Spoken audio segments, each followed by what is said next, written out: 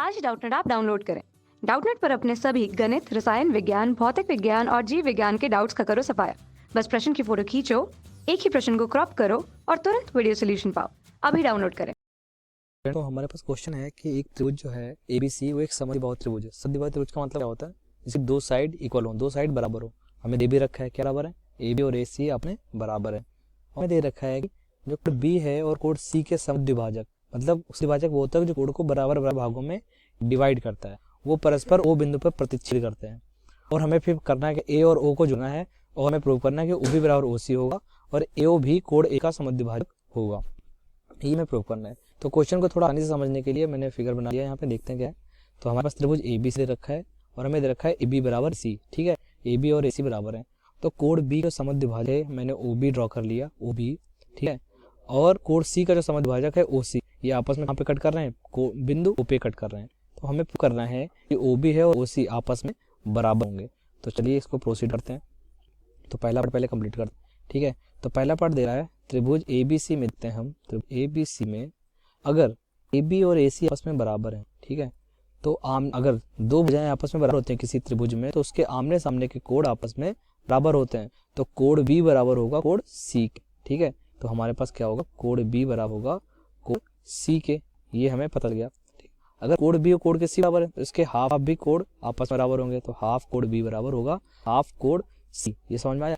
अब देखो, अगर OB कोण B का समद्विभाजक, समद्विभाजक का मतलब दो बराबर बराबर भाग में डिवाइड कर रहा है, तो हाफ AB को हम कोण OBC भी ले सकते हैं, OBA ले सकते हैं। लिख सकते हैं कि नहीं ले सकते हैं? तो हमारे पास यहाँ से क्या आ जाएगा, हम यहाँ लिख लेते हैं थोड़ा। तो अगर OB कोण मतलब B का समद्विभाजक है तो हमारे पास क्या होगा? कोण OBC बराबर होगा कोण OBA के, OBA के। ऐसे ही कोण हमारा जब OC का समद्विभाजक है तो हमारे पास कोण OCB बराबर होगा कोण OC। इतना समझ में आया? ओके। अब अगर कोण B और कोण C बराबर हैं तो कोण B का आधा क्या है? कोण OBC लिख सकते हैं, नहीं लिख सकते हैं? कोण OBC। ठीक है, कोण C का आधा क्या है? कोण OCB, कोण OCB। अब जरा ध्यान देखो, अगर त्रिभुज हम OBC में देखें, त्रिभुज OBC में, त्रिभुज OBC में हमारे क्या है? ये दो कोण आपस में बराबर हैं। कौन कौन से? OBC और OCB। OBC और OCB आपस में बराबर हैं। ठीक है, तो ये OBC OCB आपस में बराबर हैं तो क्या होगा? अब इसका जो हमने प्रमेय ऊपर लगाई थी, क्या लगाई थी कि अगर भुजाएं आपस में बराबर हो तो इसके आमने सामने के कोण बराबर होते हैं। तो अब इसका उल्टा लॉजिक लगाएंगे, अगर आमने सामने के कोण बराबर हैं तो आमने सामने की भुजाएं आपस में बराबर होंगी। तो इसलिए क्या हो जाएगा? OB बराबर OC हो जाएगा। तो पहला पार्ट हमने प्रूव कर लिया, ये हमारे पास पहला पार्ट है, ये प्रूव हो चुका है। अब देखते हैं second part. Second part question क्या है? सेकेंड पार्ट हमसे बोल रहा है कि जो AO है वो कोण A को समद्विभाजित करता है।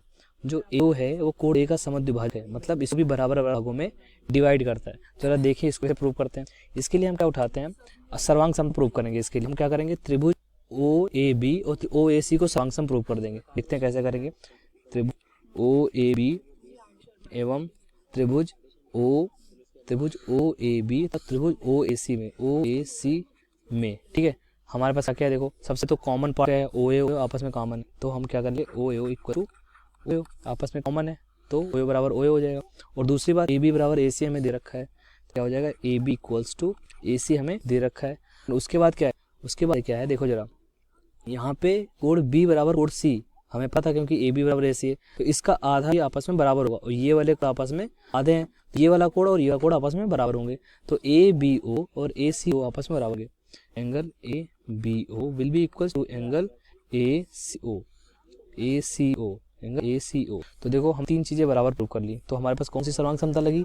SS भुजा भुज कोण सर्वांग समता, भुजा भुजा कोण सर्वांग समता से, कोण सर्वांग समता से हमने क्या प्रूव किया कि दो त्रिभुज आपस में सर्वांग है। त्रिभुज OAB सर्वांग टू त्रिभुज OAC, और अगर वो सर्वांगसम है तो जब सर्वांगसम होते हैं उनके करस्पॉन्डिंग पार्ट आपस में बराबर होते हैं, तो ये वाला कोण आपस में बराबर हो जाएगा। ठीक है, तो कोण BAO बराबर होगा कोण CAO, या फिर कह लो कोण OAB बराबर कोण OAC, कोण OAB बराबर कोण OAC। अब जैसे ही दोनों का, इसका मतलब, इसका कहने का मतलब है कि जो OAO है, OAO इस कोण का समद्विभाजक है। कौन से कोण का? कोण A का समद्विभाजक है। इसलिए जो OAO है वो कोण A का समद्विभाजक है, A का समद्विभाजक है। यही हमें सिद्ध करना था, वो सिद्ध कर लिया। ओके, ये हमें प्रूव करना था, हैज प्रूव्ड। भाई साहब, कक्षा 6वीं से 12वीं से लेकर नीट, IIT, JEE वो एडवांस के लेवल तक 1 करोड़ से ज्यादा छात्रों का भरोसा। आज ही डाउनलोड करें डाउटनेट ऐप या व्हाट्सएप करें अपने सारे डाउट्स 8400 400 400 पर।